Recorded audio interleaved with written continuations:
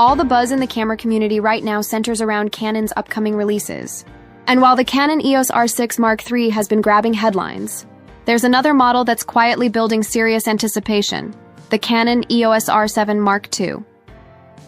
The R7 lineup has always been known as Canon's APS-C powerhouse, and if the next generation delivers on expectations, it could easily become one of the most compelling hybrid cameras Canon has ever made. The original Canon EOS R7 surprised a lot of shooters with how capable it was for the price. Even years after launch, it continues to sell impressively well. That says a lot about Canon's grip on the enthusiast and semi-pro market. Personally, I haven't been fully attached to Canon's APS-C mirrorless models so far, but that doesn't mean they aren't strong performers. In fact, the R7 proved that Canon can make a crop sensor camera feel truly professional. Image sensor and resolution. 32.5 megapixel sensor on the EOS R7 hits a great balance between detail and performance. For most photographers, it's that sweet spot where you get excellent resolution without sacrificing too much low-light capability or dynamic range.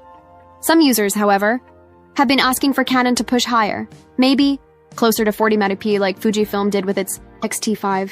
That camera showed that a smaller APS-C sensor can indeed handle ultra-high resolutions if engineered properly. Still, Canon seems to be shifting its overall strategy. The company appears to be moving away from the one-size-fits-all hybrid idea and is instead tailoring specific cameras for either photographers or videographers. We've seen that philosophy in the recent EOS R50V and Cinema EOS C50, both excellent tools in their own right, but clearly aimed at distinct audiences. It's unlikely that Canon will give the EOS R7 Mark II a stacked sensor. Like the R3 or R1, that kind of hardware would significantly increase the cost. Considering the APS-C market, Canon would likely aim to keep the R7 Mark II somewhere below the $2,000 mark. A refined version of the existing sensor with better readout speed, improved rolling shutter performance, and stronger noise handling would make much more sense. Mechanical shutter and performance. If Canon wants to modernize the R7 series, one bold step would be removing the mechanical shutter entirely. It's something we've seen slowly happening in high-end mirrorless systems, and Canon could use the R7 Mark II as a testing ground for a full electronic shutter workflow. This would reduce cost, weight, and potential mechanical failures while pushing users toward faster, silent shooting. The current R7 already delivers 30 FPS electronic bursts, but imagine if Canon bumped that up to 40 FPS, bringing it closer to the performance of the EOS R3. Combine that with pre-capture functionality, and wildlife or sports photographers would have a tool capable of freezing even the most unpredictable motion. A Digic accelerator processor paired with the latest Digic X would make that kind of performance possible, giving Canon one of the fastest APS-C cameras on the market. Ergonomics and handling. Here's where Canon really needs to listen to its community. Many shooters have voiced concerns about the ergonomics of the current EOS R7. The camera feels compact but slightly cramped, especially for photographers with larger hands. One of the signature traits of the old 7D series was its rugged, perfectly balanced body. You could move between a 5 Series DSLR and a 7D seamlessly because the handling felt familiar. The R7 Mark II should bring that back. A slightly larger grip, a repositioned scroll wheel, and a more intuitive button layout would make all the difference. Canon could also consider adding a top LCD display, though that may still be reserved for higher-end bodies. Regardless, comfort and usability should take priority, especially for long days in the field. Build quality and durability. The EOS 7D Mark II was legendary for its toughness. It could handle heavy rain, sand, snow, and even extreme temperature swings, all without missing a beat.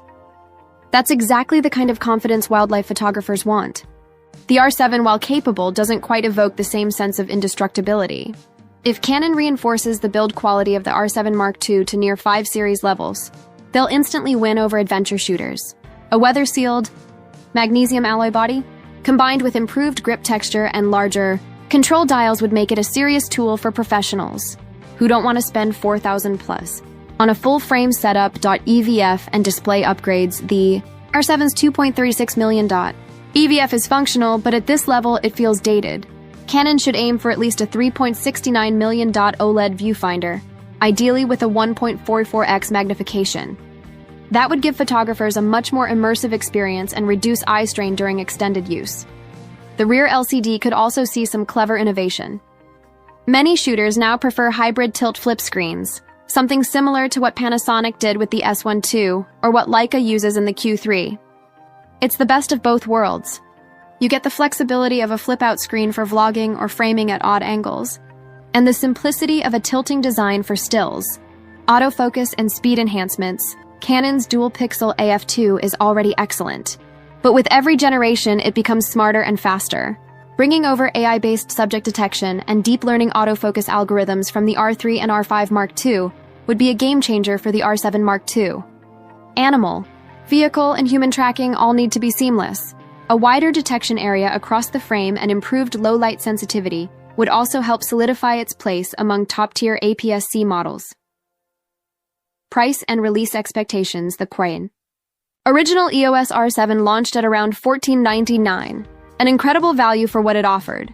A price increase is expected, but if Canon keeps it below $2,000 while adding significant improvements in build quality, autofocus, and speed, it'll remain highly competitive.